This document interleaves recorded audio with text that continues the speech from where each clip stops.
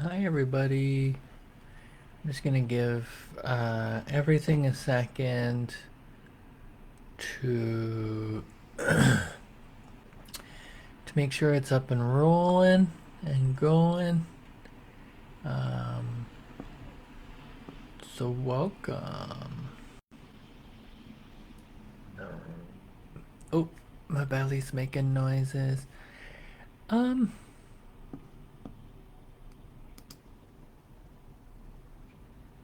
all right.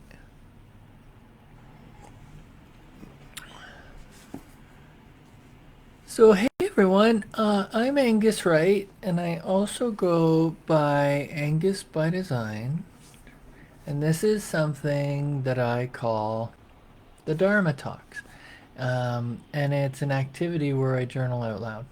And as a participant of social media, including and especially this platform, please be mindful that this is space. It's the intellectual property registered to me, Angus Wright. I'm registered here in Canada as an artist, Angus by Design, and I am complex. I'm a mixed media performing artist, I'm a storyteller, I'm a disabled bus operator, I'm a social action taker, blah, blah, blah, blah, blah. But I'm also celebrating nearly 10 years as a long form improvisational performer and comedian. And I like to say all rights preserved, and that has deep meaning for me. And so today, this morning, I was thinking about and putting together, you know, this month I've been looking at reviewing not only this year, but previous planning and implementing in personal practice years that I've had, and planning ahead. Like, what does next year look like? I'm in the position where I need to start a new community of practice, a new pattern of being and doing, but the secret is that that's what my life is all about, anyways. I live with moral injury, I live with brain injury. I have a severe ADHD um, diagnosis that I recently attained that I'm processing and that I'm working through and having treatment for, and then recontextualizing my life with. So I have my hands full, but I'm well supported, I'm well loved. And even though you haven't seen them too much, I do have a partner in crime named Bo H. Regard. He's my Dalmatian, and he's also a service animal. So the topic of this particular video and this action is we're peers, not pros, and we choose to be with those we serve. And it's Angus Wright, empowered by Angus by Design, presents Wrap in Canada and our International Community of Practice 2026 Action Plan. Believe in Yourself BIY, the Peer of the Year, Angus by Design. So this space is the intellectual property and digital asset belonging to me, Angus Wright, angusbydesign.com, all rights preserved. We're peers, not pros, and we choose to be with those we serve, focusing on fidelity, one action plan at a time. Angus by Design. I am unapologetic when I say that I don't owe anybody anything when it comes to the tools or the fools that I run across in my own wellness recovery. The people who show up in the spaces where I'm facilitating or where I'm hosting or where I'm preserving the space, they often or sometimes will leave upset. It's because I don't judge and I don't police who is coming into the circle or the conversation. I know that the world is made up of 8 billion people. And in those 8 billion people, every single one of them has a soul. They are part of many roles, whether it be child or parent, whether it be sibling, whether it be aunt, uncle, um, grandparent, whatever, school teacher, police officer, all these things. Um, it isn't up to me, nor am I worried about the complexities of who's entitled to what, who has more, who has less. Um, and it's really in cultivating a confidence and a bravery to be able to face people, especially with the knowledge, right? Like it's 2025. It's not hard if you're a Caucasian person to go on the internet or to go into a space where people are suffering and to hear how crappy the white supremacy is, for example. Now, if you're like me, it can get uncomfortable because you certainly have heard and felt and seen and witnessed and maybe even participated in things that could be edgy or considered racist, right? It really isn't truly until we do a deep dive, until we really get to fully listen to people, um, sort of describe what that has meant, not only to them, but to the people that they love. And then that's where it becomes more and more uncomfortable to see or to hear or to experience people just being very passively racist, right? Or worse is, going on to a device and seeing that there's a whole community of people who will just make fun of that and make a whole scenario in which, the person who's having that uncomfortable response is the one who's the problem, so to speak. So, I very, very easily can create and share and give an appreciation for um, you know the labor, the black labor, the slave labor, the um, the experience of the people who were ripped from their homes in order to make life in the West more industrial, more like what we see today.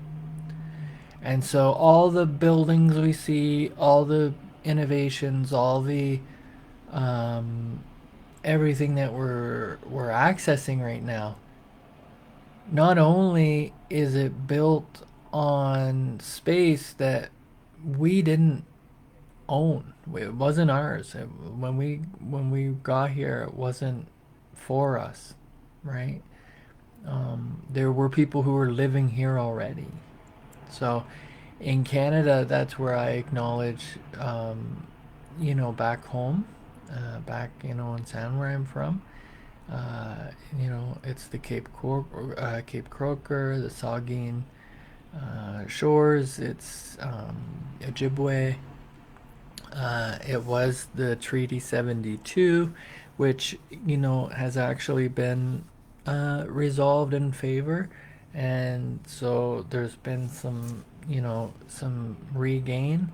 But ultimately, I do a land acknowledgement. I say that I'm dwelling in the heart of Centertown. That is a cheeky way of acknowledging the respect and the love and the appreciation that I have for the space that I live in and that I get to be in. And I love Ottawa so much. It's so beautiful if you ever get a chance to come and see it. Um, just being here brings a sense of peace and comfort. And so, yeah, so that's how easy it was. Looking at why do we do labor acknowledgements? Why do we do land acknowledgements? Well, because that rolls me into the really tough stuff. Um, and in Canada, we've acknowledged things like residential school systems. We've acknowledged the impact on whole communities that were set back because people were stripped from them. So just like when we're acknowledging the black labor movement and the enslavement of people and having them stripped of their homes and their families, then that is a similar experience to what first peoples, indigenous folks in North America faced and face as we hope to build a bigger, brighter, more expensive, more whatever future, right? As we expand. And the truth is that even in Canada, our population within even the last 5 years has expanded by about 5 million people.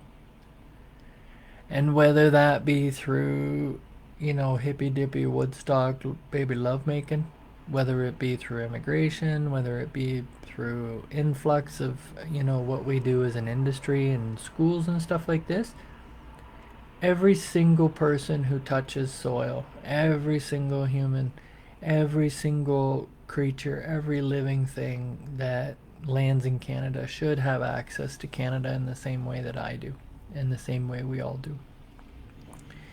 Um, it's hard for me right now to go online and to see people of other cultures, of other regions, um, seemingly aggressing towards Canadians and other people and polite people and people just doing what they do.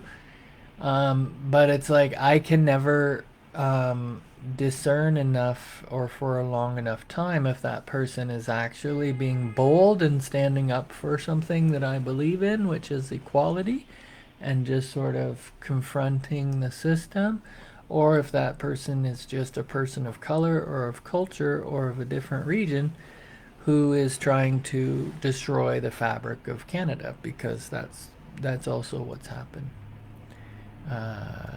Several many years ago, we heard terms like drain the swamp and this, that, and the other, and we even still see a lot of rhetoric around tariffs and we're going to do this and we're going to do that. And, every day is still, let's tune into the globe's, toxic grandpa and poke fun at them. But even at that, I've grown so tired of that because what we learn and what I've certainly learned is even if you have the title of president, even if you have the eyes of hundreds of thousands of people, you can't make anything happen that's not legit, that's not the truth, that's not to format.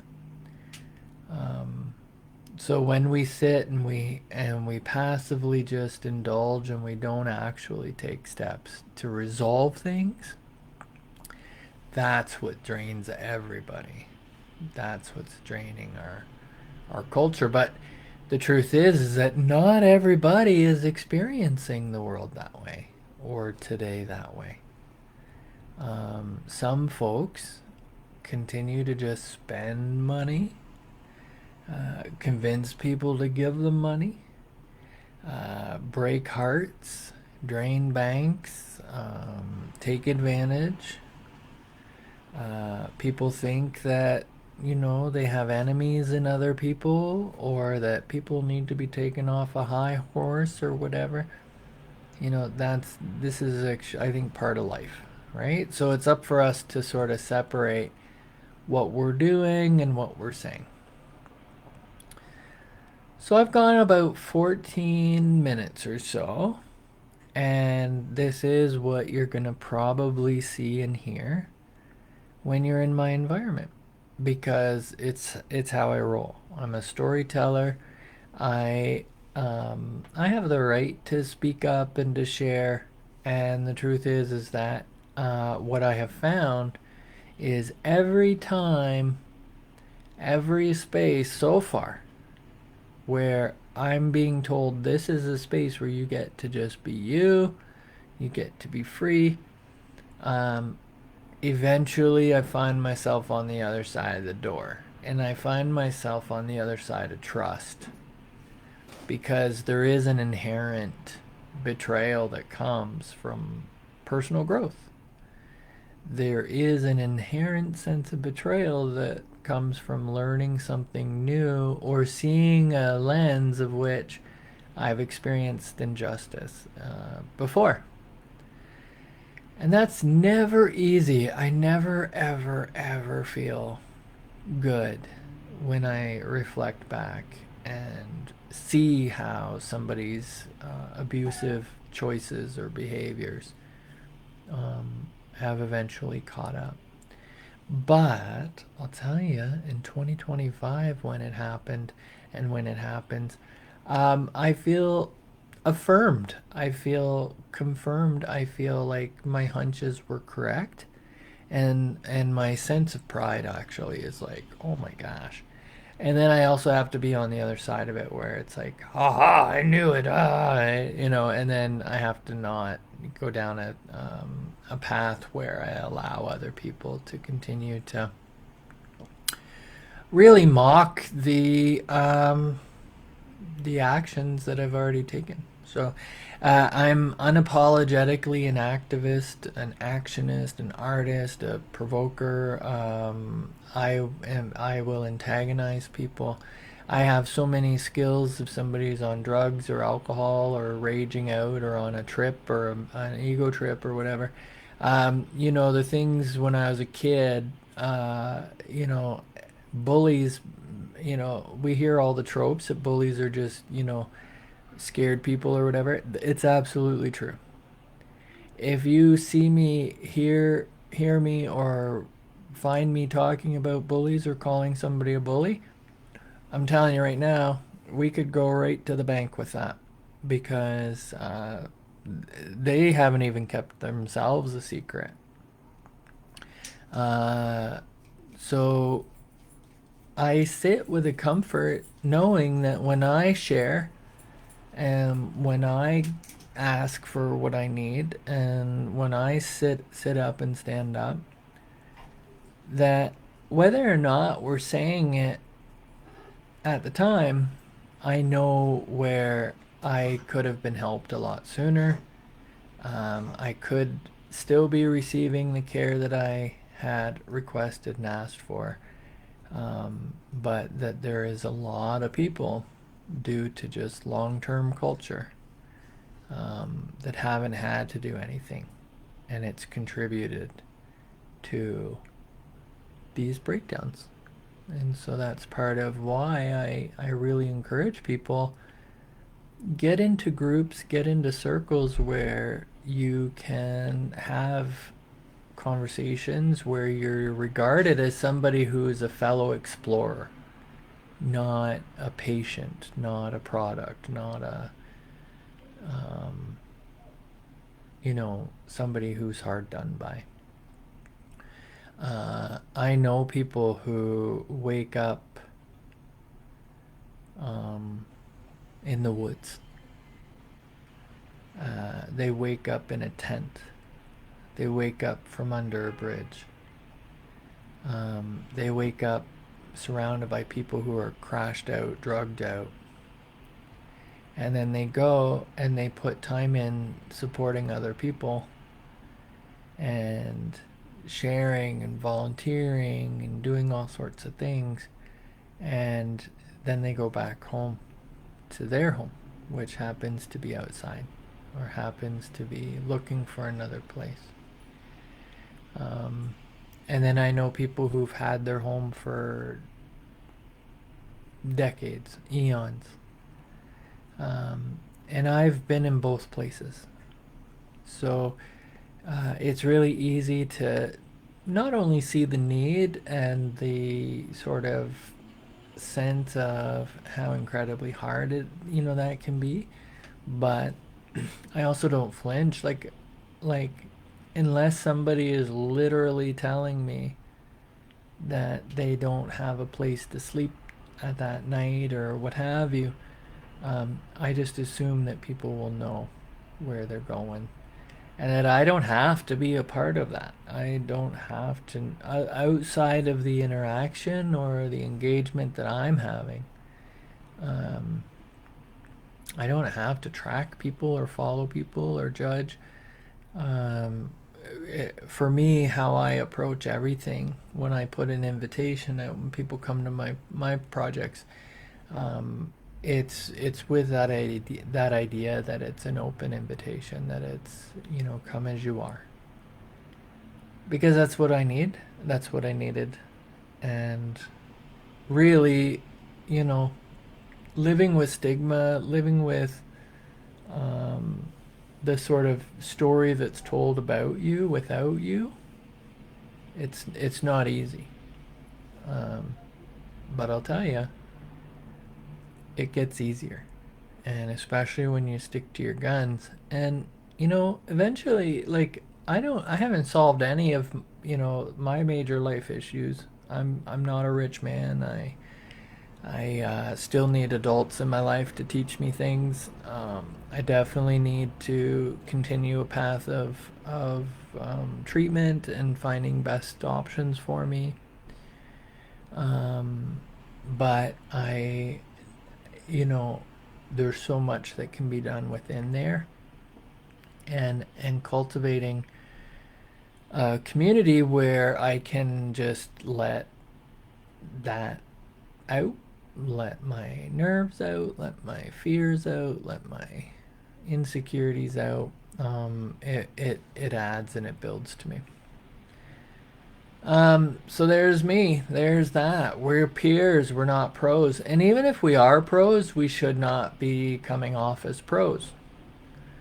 We should be coming off as peers because, in my humble opinion, but also in my very real experience, when professionals either choose dissonance and cut people off, or professionals who do not have an awareness, especially when people become aware that they don't have an awareness, well, that doesn't put anybody in a better place, and it really doesn't make for safe situations. So 2026, I'm going to be looking for the peer of the year. And why is that? Well, because I'm nothing but a consumer.